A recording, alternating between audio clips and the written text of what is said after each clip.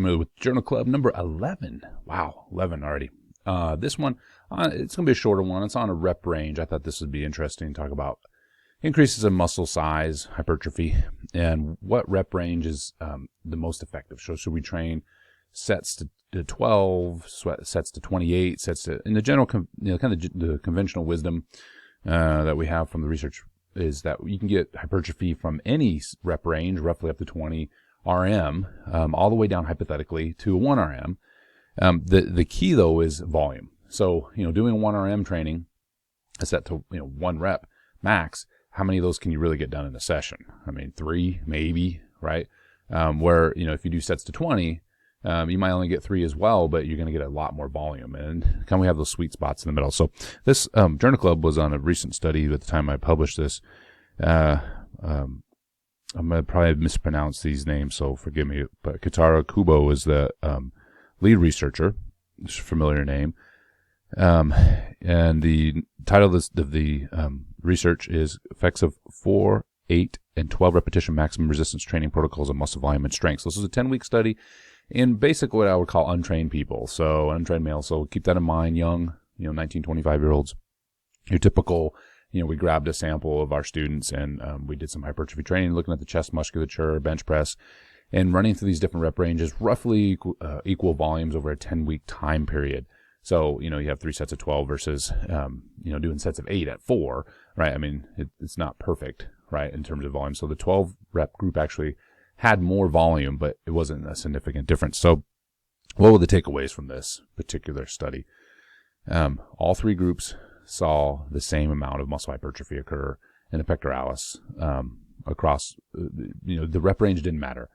So basically this affirms or supports the idea that volume is the driver of hypertrophy, at least the main driver, okay? The main driver of hypertrophy. So, with all these rep ranges against 4, 8, and 12 repetition maximum, the volume drove it. Now, what was interesting, and not surprising, is the 12 repetition maximum group did not see an increase in muscle strength commensurate with the other 2 groups.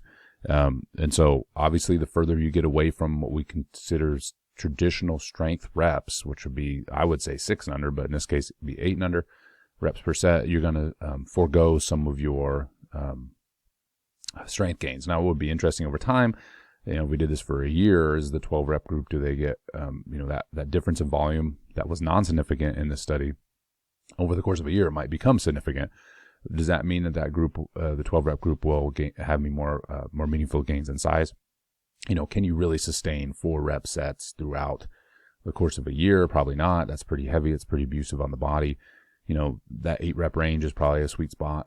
Okay. But, the point is, I don't want to do too much conjecture, just based on this study and what I would say is untrained, young, collegiate aged, or young individuals, adults, men, it's, again, the volume is supported as the main driver, at least in pectoralis. Again, we can limit this all the way down to just the pectoralis, just the bench press, and that may be true to some degree. There may be other areas of the body like that are more type 1 fiber dominant that may respond to higher rep training as opposed to lower rep training. Okay, so certainly we need to keep that in mind, not overgeneralize to everything. But I just point this study out. It was an interesting study. It was a simple study. I think it adds to what we kind of already thought in conventional, I say the conventional wisdom, I should say kind of what we have learned over the years and anecdotally, but also the research literature that we have collected over the years in terms of what drives skeletal muscle size, volume. Okay, that's not to say that the load doesn't matter. It's just the volume. Now, I'll end with this, is keep in mind that begin over time would be interesting to see this 4RM group. They're going to get limited by, how abusive the volume is they're going to have more periodized cycles. But what kind of muscle hypertrophy is occurring? If the 4RM group could hang with the 12RM group, which it probably won't be able to, especially as these group people get stronger, doing 4RM all the time is again pretty rough, especially the sets to make the volume equal, right? And so you're going to do more sets, heavier loads, but you're going to probably, I say probably, because I don't know, we didn't follow the study out, but you're going to get more skeletal muscle hypertrophy in line with that, what we say is more, contractile protein promoting versus sarcoplasmic hypertrophy, which might be more in the 12RM group. Again, this is just conjecture based on what we understand of muscle, this idea of sarcoplasmic hypertrophy, and the hypertrophy that is focused more on increasing the myosin and actin, the contractile proteins of the muscle. So the forearm group will probably continue to see strength gains with hypertrophy. Probably won't be able to see as much hypertrophy over time because the loads will become too heavy to manage all the time, like this was done in the study early on. Remember, these are untrained people. Where the 12RM group could continue to probably train in 12RM for most of the year. It will sometimes of deload, but it won't be as abusive on the body. But they'll get maybe more sarcoplasmic hypertrophy. So you're going to see the strength deficit widen is what I'm getting at. Okay. So the body's very specific to the way you train it. All right. So volume is the driver, but it's still dependent on the load volume combination as to what type of hypertrophy likely occurs, and certainly the changes in strength that happen along with those hypertrophy changes.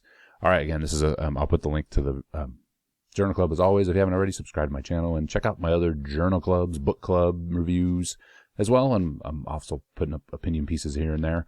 Hope you're enjoying the channel thus far. Again, if you haven't had a chance to check out some of the videos, please do. I'll see you in the next one. I do want to point out a couple details that I forgot. This is like a PS. There was a control group, by the way, which I think is very important.